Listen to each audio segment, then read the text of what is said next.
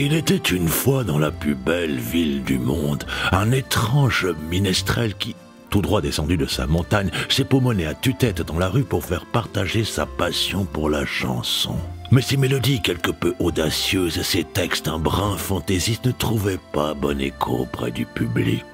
Égorgé par ta tendresse, mes tripes coulent sur mes guêtres. Si bien que si misérable recette ne lui permettait pas de remplir copieusement sa gamelle. Mais peu importait car sa passion remplissait son cœur et cœur bien rempli ne connaît point la faim. Un jour, alors qu'il entonnait son tube « Reviens ou je m'arrache un rein », mes globules advenantes coulent. Il fut interrompu par son unique spectateur, une petite boule de poils tremblotante qui se mit à glapir. L'homme n'étant pas de la race de ceux qui s'attendrissent devant un animal, partagea tout de même avec lui son unique tuque et partit rejoindre son bivouac de solitude sous pente étoilée. Et alors qu'il remplissait son assiette de quelques restes peu ragoûtants, il entendit gratter à la porte. Qui était-ce? Il avait pourtant bien appointé son loyer et n'avait point d'amis. Il ouvrit la porte et tomba nez à nez avec la petite boule de poil allongée sur son paillasson comme un chewing-gum collé sur la poche arrière d'un jeans. Mais que veux-tu? Je ne peux t'accueillir, je suis vieux, moche et méchant et je n'ai de richesse que mon art. Mais se rendant compte que la petite boule de poil semblait y comprendre que dalle à ce qu'il blablatait, il la fit entrer et lui offrit son assiette. Car n'est pas plus miséreux que celui qui ne partage pas le peu qu'il possède, dit-il. La petite boule de poil s'approcha émerveillée de la denrée, avala 3 bouchées et repoussa l'assiette vers l'homme. Ému par ce geste, il enveloppa la petite boule de poil d'une chaude couverture et partit se coucher. Le lendemain, l'homme s'approcha du périscope nasal qui sortait de la couverture et lui dit « Écoute-moi, je veux bien t'offrir l'hospitalité, mais ici, il faut gagner sa graille.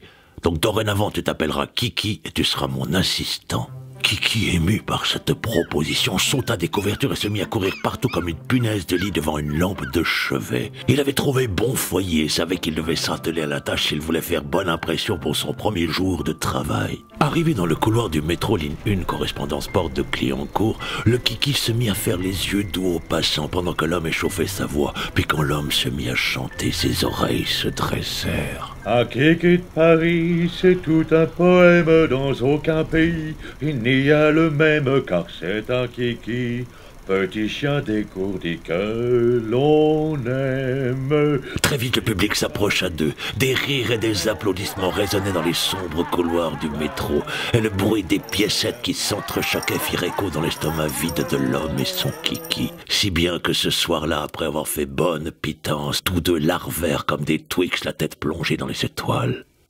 Si la chance continue à nous courtiser comme aujourd'hui, nous passerons l'hiver au chaud, mon Kiki, chuchota l'homme. Et la chance continua à les courtiser. Elle était même devenue totalement effrontée, car à chacune de leurs prestations, le public se précipitait pour voir le Kiki de l'homme qui fait peur. Les récitals de Montmartre aux escaliers des Tuileries en passant par la place Saint-Michel devinrent le rendez-vous quotidien de toute la ville. Les piécettes coulaient à torrent, ils étaient heureux.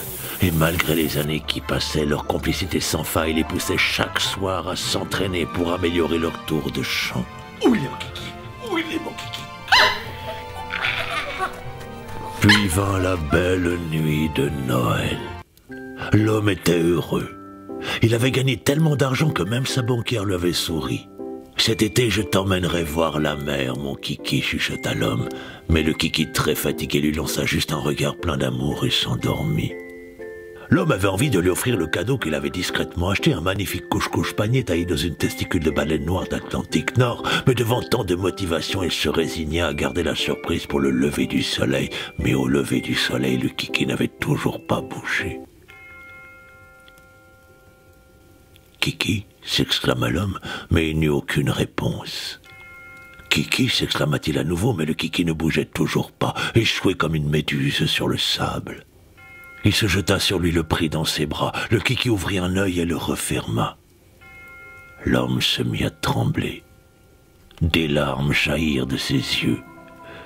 Il enveloppa son Kiki dans sa veste et courut à travers la ville en direction du soigneur de chagrin. Mais quand il arriva et vit le regard que lui lançait l'homme en blouse blanche, il n'eut pas besoin de mots pour comprendre ce qui se passait. Cela faisait des années qu'il redoutait ce moment, pensant que la nature si injuste avec l'obsolescence de ses créations les avait oubliés, mais ce n'était pas le cas. L'homme prit son kiki dans ses bras et déposa ses lèvres sur sa tête. Et quand le petit cœur qui avait battu au même rythme que le sien se tut, il partit dans le brouillard cotonneux. Il erra des jours et des semaines dans les rues comme une ombre invisible tournée vers les étoiles, puis disparut dans la nuit. Était-il reparti dans sa montagne? Nul ne le sut. Cependant, on raconte que chaque nuit de Noël, l'ombre larmoyante de l'homme qui fait peur rôde dans les rues, quêtant vainement la seule partie de lui qui avait vraiment compté. Son kiki.